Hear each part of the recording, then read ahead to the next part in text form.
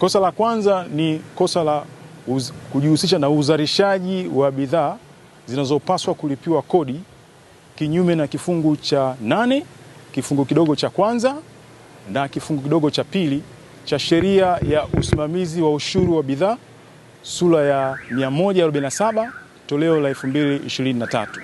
Kosa la pili ni kosa la kukutwa na bidhaa zinazopaswa kulipiwa ushuru wa bidhaa kinyume na kanuni ya 36 kanuni ndogo ya kwanza G ya kanuni ya kodi za stamp za kielektroniki ya 2018. Kosa la tatu ni kosa la kushindwa kuandaa na kuwasilisha return za ushuru wa bidhaa kinyume na kifungu cha 140 kifungu kidogo cha kwanza na kifungu kidogo cha 3 na cha 4 cha sheria ya usimamizi wa ushuru wa bidhaa sura namba 147 toleo la 2023, ikisomwa pamoja na kifungu cha 93A cha sheria ya usimamizi wa kodi sura namba 438 toleo la 2023.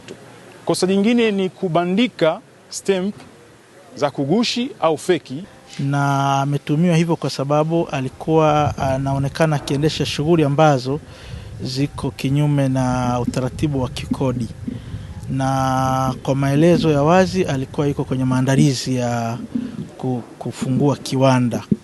Kwa hiyo alikuwa katika hatua za awali, lakini kwa sababu amekutikana na baadhi ya vitu ambavyo vinaweza kumlazimisha ili awe navyo awe tayari amepata leseni, basi ndio maana ameletwa mahakamani. Lakini ni mwekezaji wa ndani ambaye alikuwa anajiandaa kwa ajili ya shughuli za uwekezaji. Tunatoa rai na elimu kwa wazalishaji wa pombe kali, pamoja na kwamba wanakuwa wamepata kusajiliwa na BRELA, wanatakiwa wapate leseni ya uzalishaji wa pombe kwa mujibu wa kifungu namba 8 cha sheria ya Excise Management and Tariff Act, leseni ya uzalishaji kutoka kwa kamishna.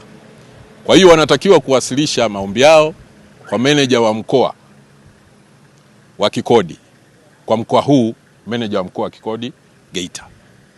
Hiyo ni kwa wazalishaji.